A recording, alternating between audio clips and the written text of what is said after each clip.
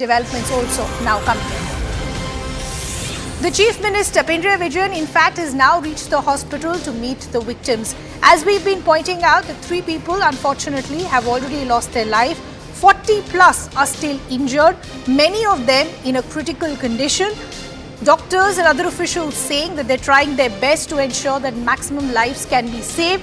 Now the Chief Minister also reaching the hospital to meet the victims. Let's also now bring in our colleague Neetu, who is joining us on the broadcast. Neetu, as we pointed out, 40 plus people are still injured, many of them in critical condition. Just give us an update of how many are out of danger now and the word that's coming in from the Chief Minister.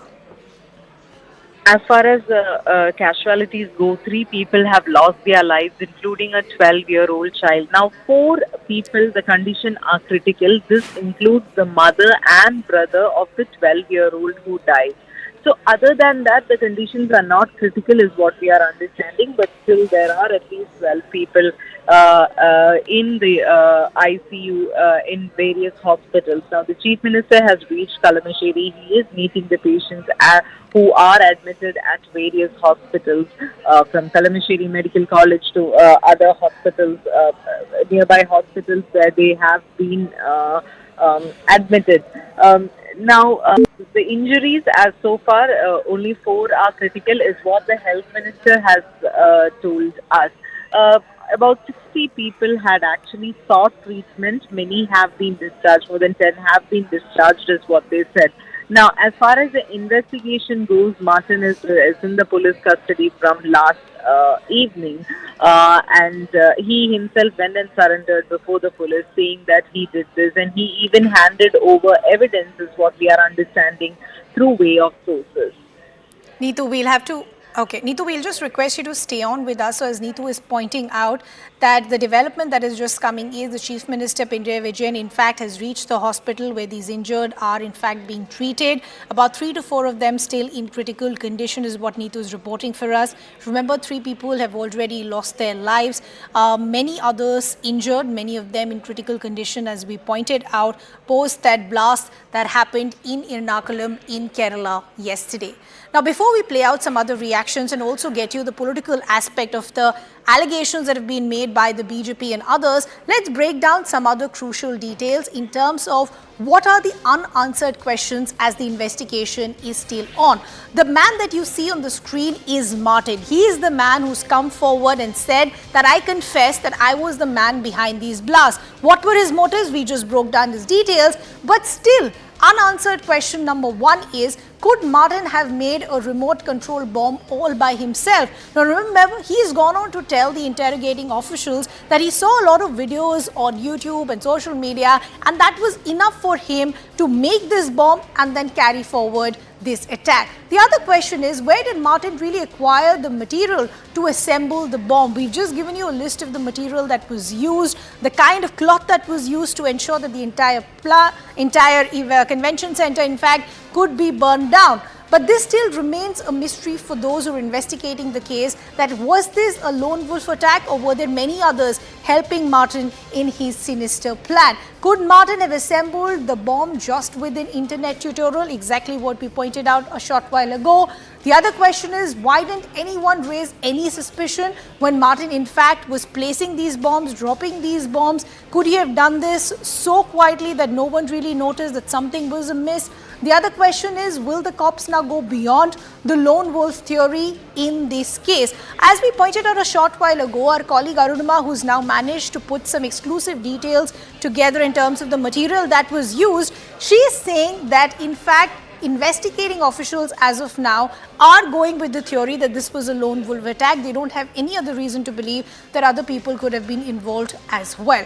But let's bring out some other details as well in terms of what are the probe details throwing up, and these are details that you're seeing only on CNN News 18. The first scoop is that at least 5 liters of petrol in fact was used for each bomb. Remember, there were 2 blasts that happened, and each of them happened in an interval of 5 to 10 seconds within each other. The other detail that we're picking up is jute bags in fact were used to pack the IEDs. And why the jute bags in fact were used? Because they can catch fire very, very easily. Now, if the idea of Martin was to burn down the entire convention center, the use of the jute bags becomes very, very important. The other detail that we're picking up is the radio frequency devices were also used to trigger bombs. Remember, initially many people were talking about tiffin bombs, etc. being used, but on the ground none of that in fact has been found. The other detail that we're also picking up is IEDs covered with cloth and then kept under the chairs. But this is where a question is also being raised, that when Martin was doing all of this, how come the other people who were present at the convention center didn't see any of this as a red flag? The other detail that we're also picking up was, and this is what we were pointing out, the use of the jute bag, the cloth. All of this now points towards the motive and the intention that Martin wanted to bring down the entire convention center. He wanted to burn down the entire convention center. Remember, probe is still on. Interrogation with Martin also is still on. But as we pointed out a short while ago, that this has also now resulted into a political war of words. The BJP has hit out at the Pinarayi Vijayan government, asking why they refuse to take strict action against elements that continue to spread radicalization. Let's take a look at some political reactions coming in. I visited the center as well, and I saw the NIA and the NSG and the Kerala police teams were already there. And I certainly did not go inside, but we look forward to the results of their investigation. Apart from these two issues, I would certainly like to comment on Chief Minister Pinarayi Vijayan's press statements yesterday. In response to what I had said yesterday and his characterization of me as a poison of communalism, I certainly want to respond to what the Honorable CM has said yesterday. What I had said, what I have always said, what our party has always said, that under Chief Minister Pinarayi Vijayan, Kerala has shown increasingly a tolerance towards radical elements and radicalization. Ma'am, how many are critically injured? What is the situation at the moment? We have 17 people admitted at different hospitals now. 12 are critically ill, and 12 are in ICU, and 4 are critically ill. We have the mother and brother of that girl child. They have burns more than 50%. Mother has got burns around 50%, and her brother has got burns more than 60%. And also we have got another lady admitted at Rajagiri Hospital. She's also ventilated, and she has also burns around about 60%. So by last evening and night, the rest of the injured people who are admitted, they had superficial burns. They were released, they were discharged after their observation. Most of these injuries are burns, and most of these are women, ma'am? Yes, the injuries are burns, and not most of them are, but children are there. We had that 12-year-old girl. She had 95% burns, and we now have a boy child who is 10-year-old, but he's okay. So it's such a heartbreaking experience. Especially the trauma that the children went through. They have fear in their eyes. So we have decided to give counseling to them, to give psychological support to them. And now the postmortem will be done for the 3 bodies. The inquest procedures have already begun. And also we have planned to do the DNA test for that first person who was brought dead. Yes. There has been a very huge blast in Kerala. What is your reaction to that? It is very unfortunate that this incident of bomb blast had happened in Kerala.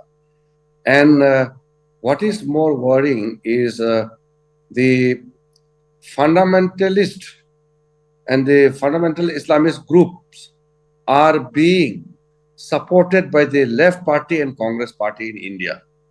That is the most unfortunate thing in the present time, and it is going to be a big challenge for our country in future.